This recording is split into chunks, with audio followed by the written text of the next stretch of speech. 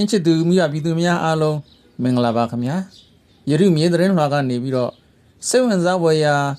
ကောင်းတဲ့ရာသတင်းအကြောင်းချင်းရာများနဲ့သတင်းချစ်သူမိဘပြည်သူများကိုစတင်မျှဝေပေးသွားပါမယ်ခင်ဗျာခုလက်ရှိဖြစ်ပွားနေတဲ့အီရန်အမေရိကန်စစ်ပွဲမှာအမေရိကန်ရဲ့လေယာဉ်တင်သင်္ဘော USS Abraham Lincoln ကိုအီရန်ဘက်ကနေတော့မစ်ဇိုင်းဒုံးကြီး40နဲ့ပစ်ခတ်တိုက်ခိုက်ခဲ့တယ်လို့ဆိုပါတယ်ဒုံးကြီးထိမှန်ခံရတဲ့ Abraham Lincoln ဟာပါရှားပင်လယ်ကွေးကနေတော့တိမ်းချောင်ထွက်ပြေးသွားတယ်လို့အီရန်ဘက်ကဆက်လက်ပြောကြားထားပါတယ်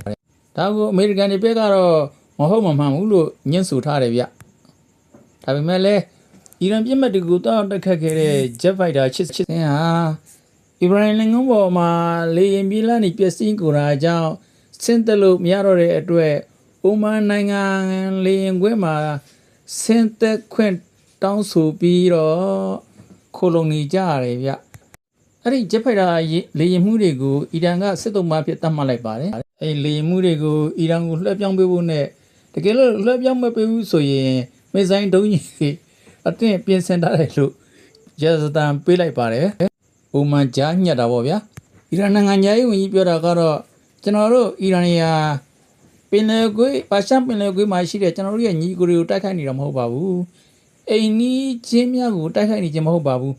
အမေရိကန်ပြည်မှများကိုသာတိုက်ခိုက်နေခြင်းဖြစ်ပါတယ်လို့ပြောထားပါတယ်ဗျဒီအရှင်နေကြောင့်အမေရိကန်ဘက်ကညှင်းဆူထားပေမဲ့လည်း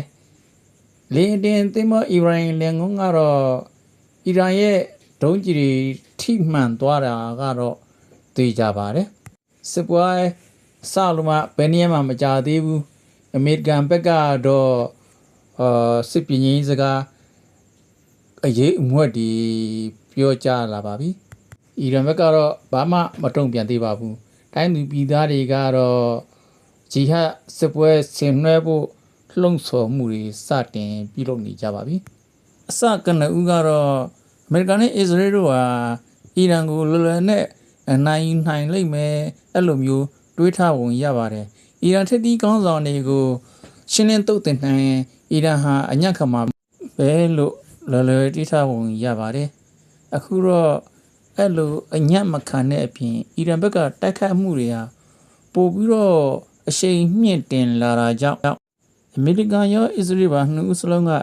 စိုးရိမ်စိတ်တွေဝင်လာတာပါအီရန်ရဲ့ဒုံးကျည်ကအစ္စရေးနိုင်ငံတယ်လ်ဘက်မြို့ကိုအကြီးအကျယ်ပျက်စီးစေတာကြောင့်အီရန်ရဲ့တိုက်ခိုက်မှုတွေဟာရပ်တန့်မဲ့လက္ခဏာမရှိသေးဘူးလို့အစ္စရေးကသူ့ရဲ့စစ်တပ်ကိုသတိပေးပြောကြားထားပါတယ်ဒီတိုက်ခိုက်မှုတွေကဘယ်ချိန်မှပြီးဆုံးမှာဆိုတာလည်းမသိရသေးပါဘူးဒါကတော့အီရန်နိုင်ငံကပြစ်လိုက်တဲ့မစ်ဇိုင်းဒုံးကျည်တွေဟာအစ္စရေးနိုင်ငံရဲ့ကမ္ဘာကျော်နာမည်ကြီးတန်ခုံအမိုးလို့ခေါ်တဲ့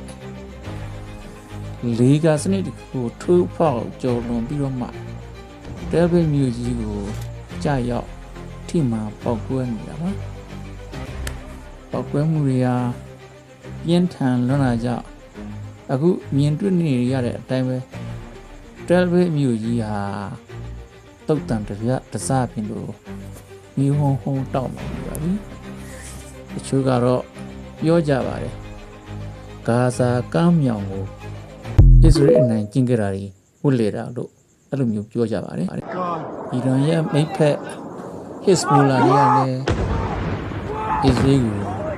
ဝင်ရောက်တိုက်ခိုက်နေပါတယ်အမေရိကန်စစ်ဘက်ရရှိတွေတက်ခုလေးရှိတဲ့ဘာရိန်းနိုင်ငံဟိုတယ်တစ်ခုဒူဘိုင်းမြို့လေကအမေရိကန် CIA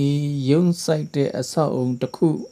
ကူဝေးနိုင်ငံကအမေရိကန်တန်ယုံဘာရိန်းနိုင်ငံကအမေရိကန်အမှတ်5ရေတပ်စခန်းဌာနချုပ်တစ်ခုကူဝေးနိုင်ငံကအမေရိကန်လေတပ်စခန်းဌာနချုပ်တစ်ခုအိုမန်နိုင်ငံမှာရှိတဲ့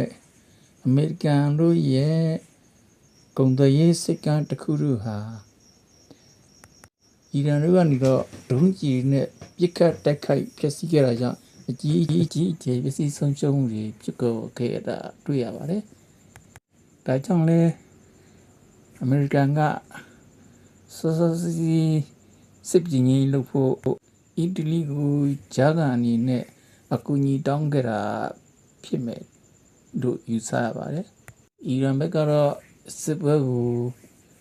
ရေရှည်တွက်ဆထားပုံရပြီးသူပိုင်ဆိုင်ထားတဲ့လက်နက်အချို့ကိုအရေးအမြတ်ထုတ်ဖော်ပြသလိုက်ပါတယ်